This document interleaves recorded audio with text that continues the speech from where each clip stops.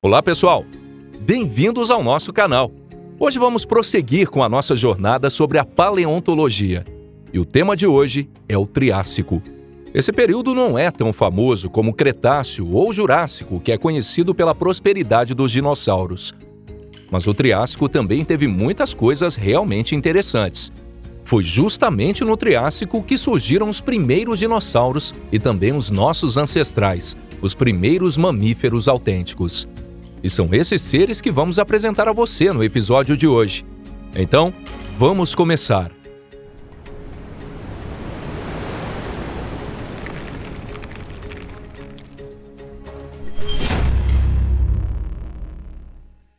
O mundo do Triássico. O Triássico foi a primeira era do Mesozoico, período que também inclui o Jurássico e o Cretáceo. O Triássico teve início no fim do Permiano, há 251 milhões de anos atrás, e durou até o início do Jurássico, há 213 milhões de anos atrás. No Permiano, o planeta se parecia muito com o mundo atual e possuía diversas zonas climáticas, como florestas tropicais, desertos, climas temperados e climas polares.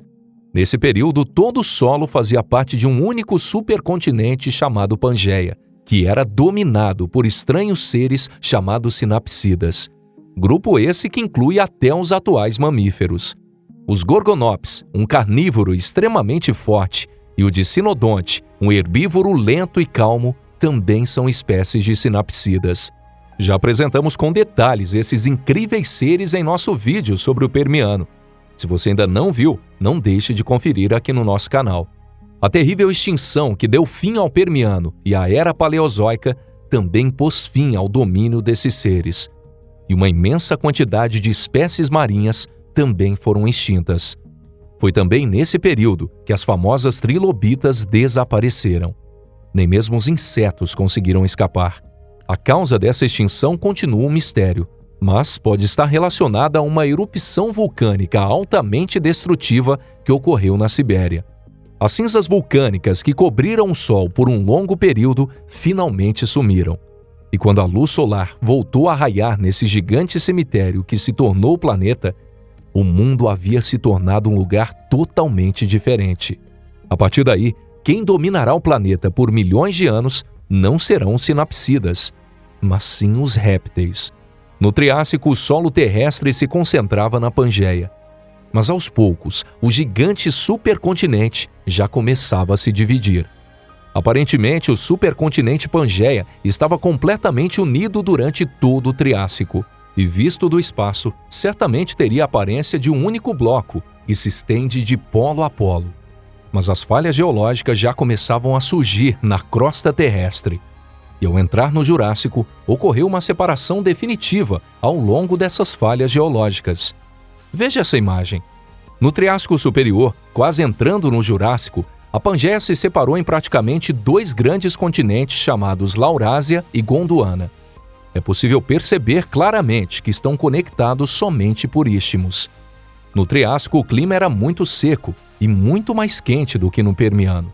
Acredita-se que até a quantidade de oxigênio na atmosfera subir de 15% para 19% por volta de 215 milhões de anos atrás, o oxigênio era muito mais escasso do que no Permiano, ou nos dias atuais. Não existiam calotas polares e não haviam muitas diferenças nas zonas climáticas em si.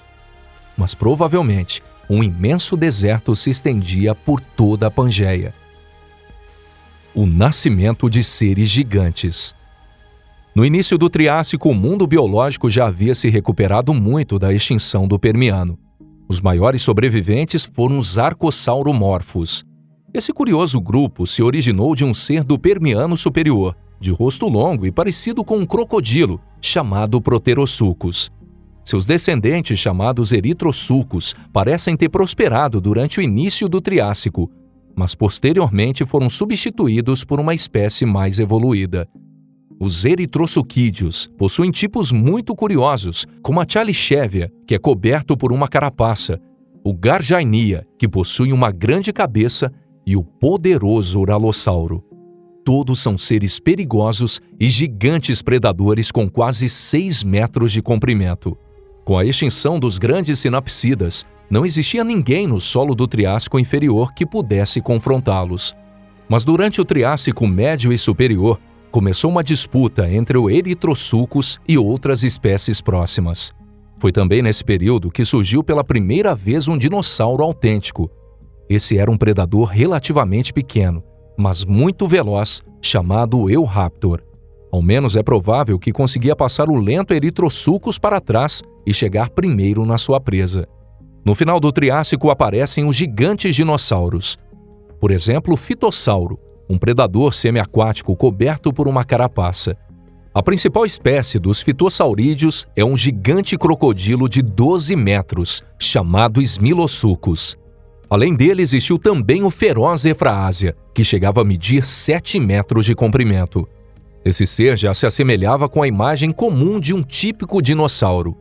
Outros grupos de répteis começaram a se tornar seus rivais, como, por exemplo, o Ornithosuchus.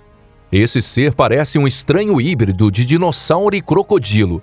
Era relativamente pequeno, ligeiramente maior que um humano, mas era extremamente forte e ágil, graças a seus fortes membros. Mas no Triássico Superior, os dinossauros venceram a disputa evolutiva contra outros répteis, deixando claro que muito em breve iriam dominar o planeta. Entre os dinossauros do Triássico existiam não somente carnívoros, mas também herbívoros. E o maior entre eles foi o gigante Plateossauro, que viveu na atual região da Europa, e chegava a medir 12 metros de comprimento. Não foi somente os dinossauros. Os outros répteis herbívoros eram muito menores, mas não perdem no quesito curiosidade. Por exemplo, os rincossaurídeos, que também prosperavam. Um pequeno e simpático lagarto chamado Hiperodapedon também fazia parte desse grupo. Possuía cerca de 1,5 metros e dentes semelhantes a um roedor. Entre os répteis onívoros também existia o Aetossauro. Acredita-se que pode ter existido espécies que se alimentavam principalmente de plantas, semelhantes a um tatu, além de predadores de 4 metros como o Desmatossuco.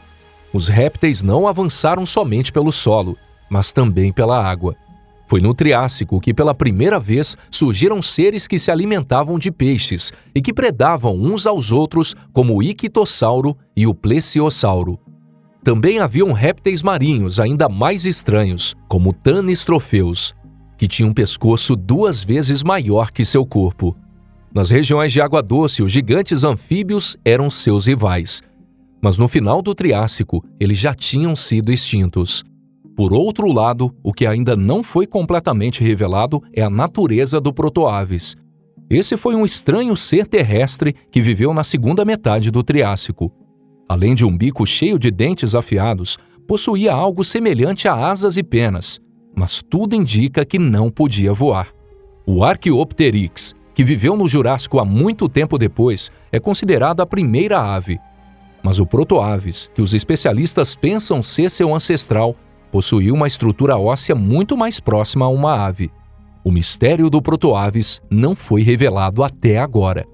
Alguns paleontólogos acreditam que o Protoaves foi o ancestral das aves. Mas, por outro lado, existem aqueles que defendem a superioridade do Archaeopteryx e consideram o Protoaves uma outra espécie totalmente diferente, ou simplesmente uma quimera. Mas e os sinapsidas que dominaram o Permiano? Ou, para ser mais exato, o grupo considerado o mais evoluído entre eles, os terapsidas. Os terapsidas sofreram um duro golpe na extinção do Permiano. Apesar de serem mais avançados do que os répteis no aspecto evolutivo, acabaram jogados às margens da natureza. Mas ainda assim, os terapsidas não desistiram. Acredita-se que os mamíferos autênticos apareceram pela primeira vez durante o Triássico. Os mamíferos são os descendentes dos sinodontes do Permiano superior. Esse é um pequeno grupo de terapsidas que tiveram mais sorte do que os outros e conseguiram escapar da extinção. Atualmente, todos os mamíferos são classificados como sinodontes, ou seja, terapsidas. No início do Triássico existiam seres que, apesar de muito parecidos com os mamíferos, não são classificados como tal. Um deles é o Trinaxodon, um predador do tamanho de uma raposa e com aparência que nos faz lembrar um arminho. No mesmo período, viveu também o herbívoro aramida. Ao entrar no Triássico, surgiu entre os seus descendentes um grupo chamado Mammaliaformes, que podemos considerar a forma mais primitiva dos mamíferos. Fazem parte desse grupo o Morganocodonta e o Kuineotherium. O que mais chama a atenção entre eles é um pequeno tipo de rato chamado Adelobaliseus. Alguns cientistas o consideram a espécie geneticamente mais próxima de um ancestral comum de todos os mamíferos. Acredita-se que esses animais ainda botavam ovos, mas é possível que já possuíam pelagem espessa, sangue quente e glândulas mamárias. Somente muito tempo depois surgiram os marsupiais e os eutérios. Mas além dos Mammaliaformes, os terapsidas também prosperaram. Ao longo de todo o supercontinente Pangeia, viviam seres como o Sinognato, de cerca de 1 metro de comprimento, e o herbívoro Hexaeretodon, de cerca de 2 metros. Também existia um gigante animal de 3,5 metros e cerca de 1 tonelada, o Calmilento-placérias. Sua maior característica é a sua bela presa. Um outro ser de tamanho semelhante era o Lizouícia. Essa espécie, assim como Placérias e outros, faz parte do grupo do Stalecheria. Segundo a tradição da geologia, o Triássico termina com uma extinção. No Triássico Superior, muitas plantas que prosperaram desde o Carbonífero, como os fetos arbóreos e os lincopódios, desapareceram.